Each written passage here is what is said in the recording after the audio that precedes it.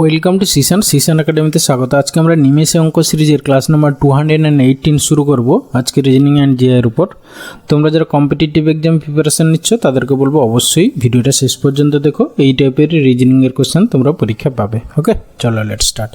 তার আগে বলবো, যদি ভিডিওটা শেষ পর্যন্ত দেখে ভালো লেগে থাকে তাহলে অবশ্যই একটা লাইক করো, বন্ধুদের সঙ্গে শেয়ার করো, আর চ্যানেলে নতুন হলে অবশ্যই সাবস্ক্রাইব করো।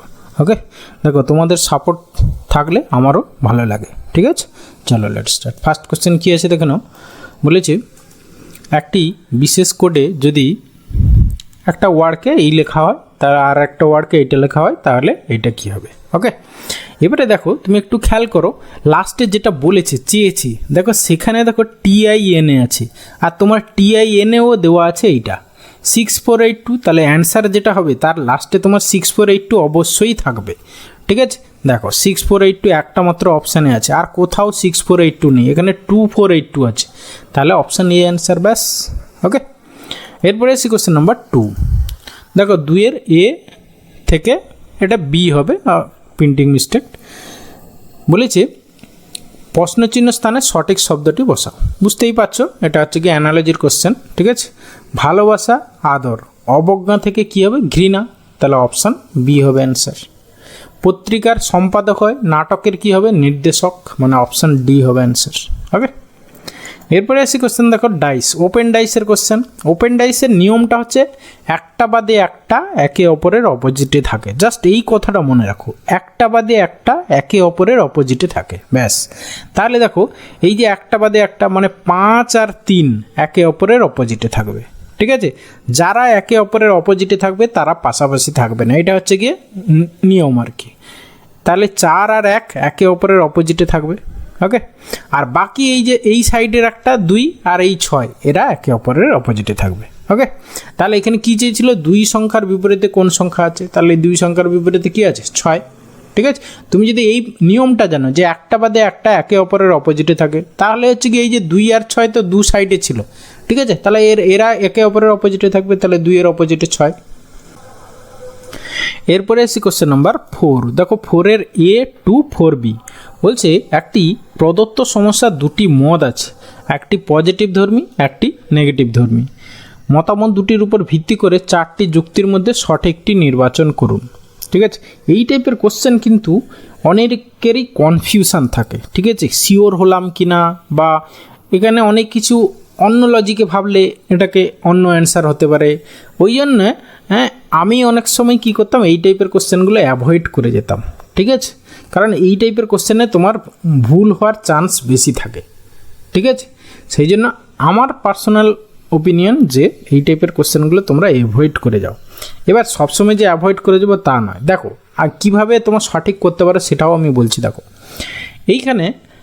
এখানে তোমার এ কখন হবে যখন হচ্ছে 1 নম্বরটা ঠিক, আর বি কখন হবে যখন হচ্ছে 2 নম্বরটা ঠিক, আর 1 আর 2 উভয়ই যখন হবে তখন হচ্ছে অপশান সি হবে, আর ডি হচ্ছে কোনোটাই যখন সঠিক নয়। ঠিক আছে, এইটা কিন্তু কোশ্চেন ভালো করে পড়তে হবে, অন্য জায়গায় কিন্তু এই সি ডি এগুলো আলাদা এদিক ওদিক হতে পারে।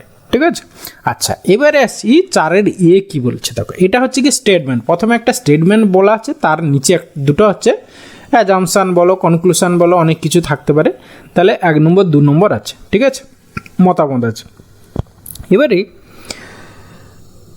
বলেছে দেখো এখানে সমস্যা আর পরের দুটো হচ্ছে কি মতামত। কি বলেছে সমস্যাটা, না স্বাধীন ভারতের বিদ্যালয়গুলিতে কি মুক্ত শিক্ষা ব্যবস্থা প্রবর্তনের প্রয়োজন।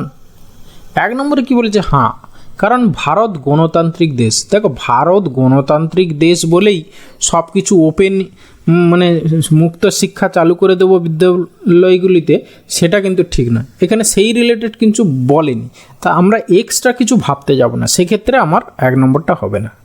2 নম্বরে দেখো না, কারণ মুক্ত শিক্ষায় ভারতের বেকারত্বের মান আরও বাড়ে। দেখো মুক্ত শিক্ষায় বেকারত্বের মান বাড়ে কি কমে সেটা কিন্তু আমাদের এই স্টেটমেন্টের মধ্যে নেই কিন্তু। ঠিক আছে, সেই জন্য আমরা এক্সট্রা ভাবতে যাব না, তাহলে এটাও হবে না। তাহলে এখানে আমাদের দুটোই হচ্ছে না, মানে অপশান ডি হবে অ্যান্সার। ওকে, পরেরটাও দেখো একই টাইপেরই, ভারতের নদীগুলোকে কি জাতীয়করণ করা উচিত।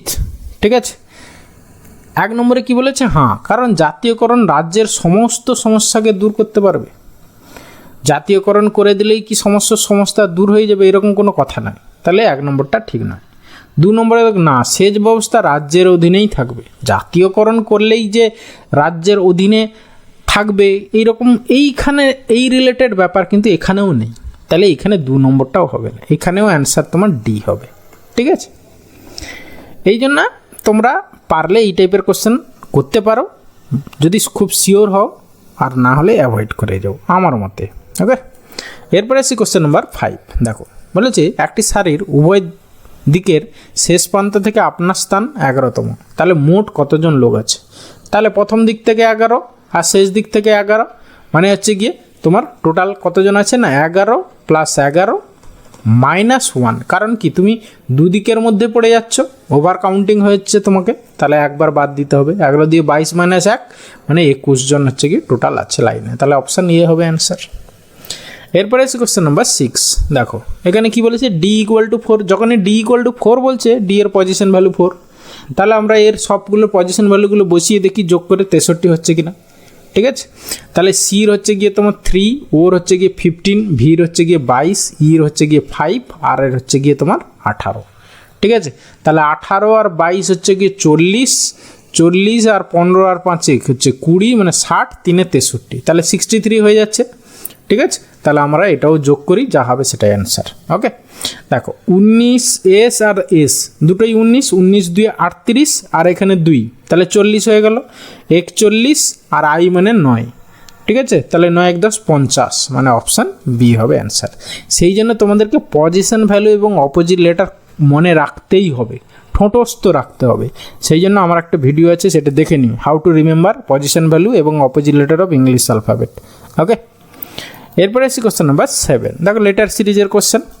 এই টাইপের কোশ্চেনগুলো আমরা কীভাবে সলভ করবো না, যতগুলো গ্যাপ আছে যতগুলো লেটার আছে উইথ গ্যাপ কাউন্ট করো। ঠিক আছে, তারপরে এবার নাম্বার অনুযায়ী সেটাকে গ্রুপে ফর্ম করো। ওকে, দেখো কটা আছে, 3, 3 6, 3 9, 3 12, 13 14 15 16 17 18 19 20 21 22 23 24, 24টা আছে। তাহলে আমরা একটু ছোট করে ধরো 6টা করে ভাঙি। ঠিক আছে, 6টা করে ভাঙলে 1 2 3 4 5 6, তাহলে এইখানে একটা গ্রুপ, 1 2 3 4 5 6, এইখানে একটা গ্রুপ, 1 2 3 4 5 6, এইখানে একটা গ্রুপ, তারপরে এখানে একটা গ্রুপ। এবার একটু কম্পেয়ার করি। দেখো এখানে অনেকগুলো লেটার দেওয়া আছে, প্রায় 5টা লেটারই দেওয়া আছে এখানে। দেখো ABC CB, এখানেও দেখো ABC, এইখানে যদি আমরা সি দিয়ে দিই, দেখো পুরো গ্রুপটা এখানে কমপ্লিট হয়ে যাচ্ছে, ABCCBA। তাহলে ABCCBA সবগুলো হচ্ছে নাকি, দেখি ABCCBA, হ্যাঁ মিলে যাচ্ছে, ব্যাস তাহলে মিলিয়ে নাও। তাহলে CABAC মানে অপশান সি অ্যান্সার। ওকে, এরপরে এসি কোশ্চেন নাম্বার 8। দেখো এটা ব্লাড রিলেশনের কোশ্চেন। এখানে তোমাকে কী করতে হবে না, ফ্যামিলি ট্রি ড্র করতে হবে। ঠিক আছে, এখানে আমরা কিছু সাইন ইউজ করি, যেটা হচ্ছে কি plus sign within first bracket হচ্ছে গিয়ে মেল, আর minus sign within first bracket এটা হচ্ছে গিয়ে ফিমেল, আর হচ্ছে গিয়ে প্লাস সাইন উইদিন সার্কেল এটা হচ্ছে গিয়ে কাপল, মানে হাজব্যান্ড ওয়াইফ। ওকে, কাপল আবার বয়ফ্রেন্ড গার্লফ্রেন্ড ভেবে না, হ্যাঁ, কারণ বয়ফ্রেন্ড গার্লফ্রেন্ডের শেষ পর্যন্ত মানে বিয়ে হবে কি না শিওর নই, সেই জন্য। ঠিক আছে, যাই হোক আমরা এখানে জাস্ট জোকিং বলছে। তাহলে আমরা কি কাপল মানে হাজব্যান্ড ওয়াইফের রিলেশন যদি থাকে কোথাও, সেখানে আমরা plus sign within circle denote করব। তারপরে হচ্ছে আপার জেনারেশন উপরে, লোয়ার জেনারেশন নিচে লিখব। ওকে, এবার দেখো কিউ এর মাতা, পি এর বোন হয়, এম এর কন্যা, এস পি এর কন্যা। আচ্ছা, যেখানে আমরা শিওর সেইখানে লিখি। ঠিক আছে, এস পি এর কন্যা। আচ্ছা, এস হচ্ছে গিয়ে পি এর কন্যা, পি এর কন্যা হচ্ছে এস, তাহলে এস হচ্ছে গিয়ে মহিলা, এস পি এর কন্যা এবং টি এর বোন। ঠিক আছে, এস হচ্ছে পি এর কন্যা হলো আর টি এর বোন, তাহলে টি এখানে। তারপরে আর কোথাও কি বলেছে দেখো, বলেছে কিউ এর মাতা পি এর বোন হয়। হ্যাঁ, পি এর বোন হয়, পি এর বোন এম এর কন্যা, পি এর বোন যে সে হচ্ছে এম এর কন্যা। ঠিক আছে। আচ্ছা, পি এর বোনকে কিউ এর মাতা পি এর বোন, তাহলে এইখানে যদি সাপোজ কিউ হয়, কিউ এর মাতা পি এর বোন, সরি কিউ এই লেভেলে হবে, তার মা হবে গিয়ে এই লেভেলে, ঠিক আছে। মা কে এখনও এখানে বলেনি, সেই জন্য আমরা এক্স ধরে নিলাম, ঠিক আছে। কিউ এর মাতা দেখো পি এর বোন, ঠিক আছে। আর এম এর কন্যা, এম হচ্ছে গিয়ে মানে মেল না ফিমেল এখানে শিওর নয়। এম এবং টি এর কী সম্পর্ক, দেখো এম এর মেয়ে হচ্ছে গিয়ে পি এর সন্তান, ঠিক আছে।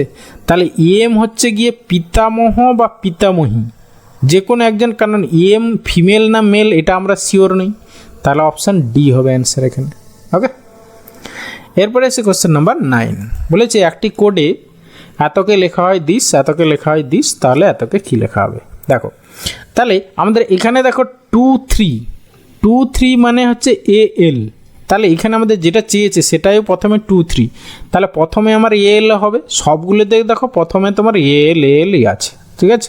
তাহলে এখানে আমরা বিশেষ কিছু লাভ হলো না। তারপরে দেখো 5 আছে, 5 মানে এখানে কি আছে, 5 মানে দেখো সেকেন্ডে জি আছে, তাহলে এ এল এর পরে জি হবে, এ এল এর পরে জি, তাহলে অপশান সি শুধু এলিমিনেট করতে পারলাম, ঠিক আছে। এবার দেখো শেষে 4 9 আছে, 4 9 এখানে হচ্ছে 9, ঠিক আছে। 9 মানে হচ্ছে গিয়ে শেষে টি হবে, শেষে টি আবার, তা সেই জন্য অপশান এ এলিমিনেট হলো। তারপরে তোমার 4 আছে এখানে, এই 4-এর জন্য দেখো কি 4 মানে হচ্ছে গিয়ে তোমার ইউ, তাহলে এইখানে ইউ হবে, এইখানে ইউ মানে অপশান ডি হবে অ্যান্সার। ওকে, এরপরে এসে question number 10 and final question. দেখো কি বলেছে, জাস্ট নাম্বার সিরিজ 2 9 28 65, নাম্বারগুলো একটু দেখলেই বুঝতে পারবে এগুলো জাস্ট কিউবিক নাম্বারের পাশাপাশি, ঠিক আছে। তাহলে আমরা ধরো এই 9 মানে কি 8 + 1, এটাকে 2 মানে 1 + 1, তারপরে দেখো এটা 27 + 1, তারপরে এটা হচ্ছে 64 + 1, তাহলে আমরা বুঝতেই পারছি এটা হচ্ছে 1-এর কিউব, 2-এর কিউব, 3-এর কিউব, 4-এর কিউব, তাহলে এরপরেটা কী হবে 5-এর কিউব + 1, 5-এর কিউব মানে 125 + 1 126, মানে option C answer. Okay, thank you ভিডিওটা শেষ পর্যন্ত দেখার জন্য, আশা করি ভালো লাগলো। তাহলে অবশ্যই একটা লাইক করো, বন্ধুদের সঙ্গে শেয়ার করো, আর চ্যানেলে নতুন হলে অবশ্যই সাবস্ক্রাইব করো। ওকে, ভালো থাকবে, বাই।